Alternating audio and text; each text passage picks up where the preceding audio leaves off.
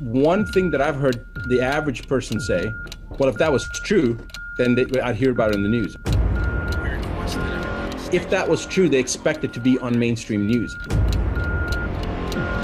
This illusion that's been created, I think it's been created so that they can control the narrative. At some point, you have to ask yourself, are human beings really that stupid?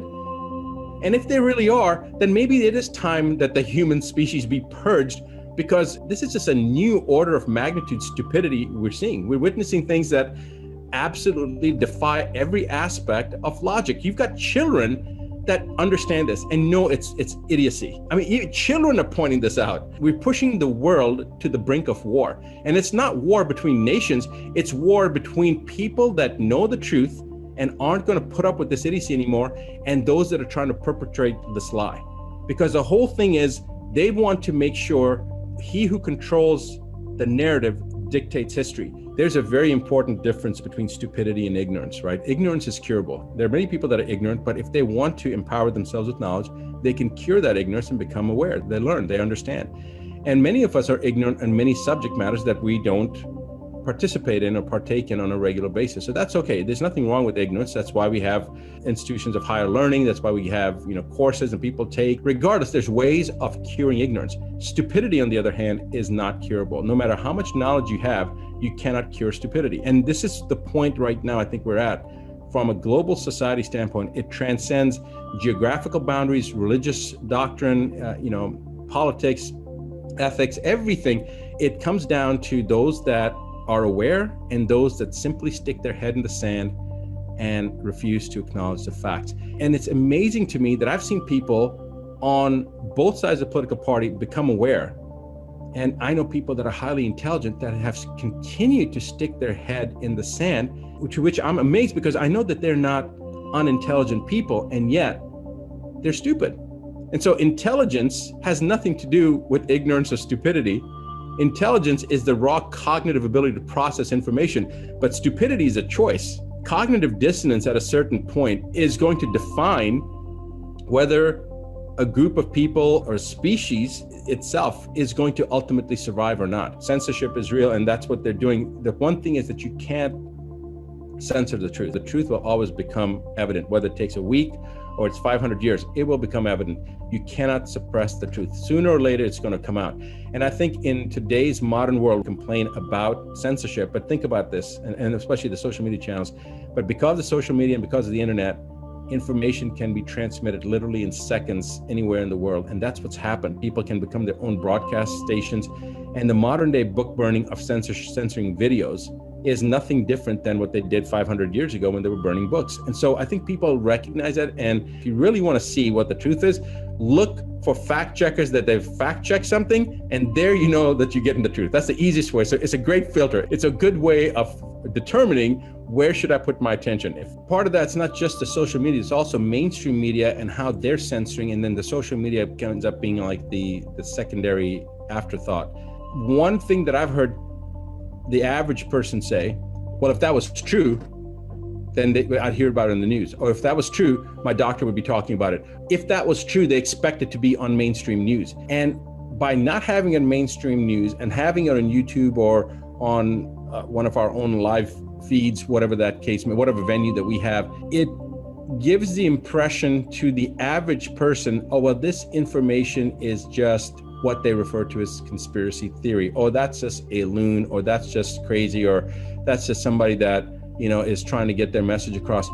And that's okay for us to be labeled that way. I'm not complaining about us being labeled that way. What it does, though, is it prevents the truth from being disseminated. They try to invalidate the truth with ridicule. So there's the three phases of truth, right? The first is ridicule, second is violent opposition, and the third is accepting it as always having been known as the facts. This illusion that's been created, I think it's been created so that they can control the narrative, and not just now, but this has been going on. This isn't a thing about right and left. It has nothing to do with that. That is a true statement. This is more to do with atrocities that are being committed, and the vast majority of the public does not know what's happening. They have no inclination to what the truth is. They have no awareness what the truth really is. These are parts of the narrative that the media has projected on us to let us go down a certain pathway, because remember, he who controls the narrative dictates history. So they're trying to control the narrative by allowing us to only hear what they want us to hear, so that history is recorded a certain way that they want it to be recorded. But the truth is different. My point is very simple. I want you to become autonomous. I want you to have your autonomy. I want you to be empowered with knowledge, because once you're empowered with that knowledge, the one thing is that nobody can take advantage of you. Nobody can victimize you. Nobody can solicit you and take away from you that which is innately yours, which is your freedom, your rights, your own power, your own autonomy, your own abilities. That will make life incredible. That will truly empower people to be able to be more autonomous than you thought was possible. There's always a silver lining. So just because you're experiencing a hardship, I want you to remember that it's not about the destination, it's about that journey. And remember that we are spiritual beings having a human experience. We're not human beings having a spiritual experience. We're spiritual beings, okay? That the fact that we're spiritual beings having that human experience tells us that we're here for a purpose. We're here to learn something. And yes, we can get enamored with all the hardships that we're dealing with, or the nonsense, or the BS, or the garbage. But remember, there's something here that is helping us. It's helping our children. There's a purpose behind it. We may not be aware of the purpose. We may not be fully cognizant as to what that purpose is fully representing at this point, but we will be later. So hold steady and understand that whatever's happening, we're experiencing it for a greater purpose.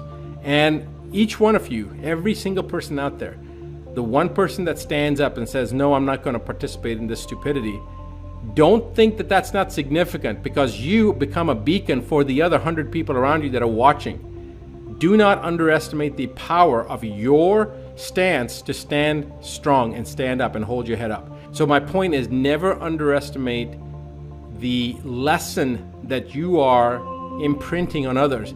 Never underestimate that you standing up, maybe you think you're alone, but there are people watching you, and your actions are inspiring them to take action. Your actions are inspiring the children, the next generation, of understanding what's happening. Even if you don't see anybody watching you, and even if nobody is watching you, you are still setting that example, that inspiration, because energetically you're leaving a signature of what you're doing, how you're doing it, why you're doing it. Don't underestimate that, okay? Many times people think, oh, well, I'm just one person. It doesn't matter. It matters. It matters for every single person. Every single one that's standing up, it matters. So don't underestimate that, guys, for not even for a moment. Your energy should not be plagued by fear in any way, fashion, or form.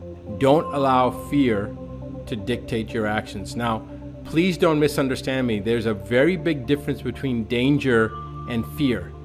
But there are many things that are dangerous. But when you allow fear to dictate your actions, that's when the problems arise. There's always danger, and to be cognizant of that danger and to maneuver around that danger, there's nothing wrong with that.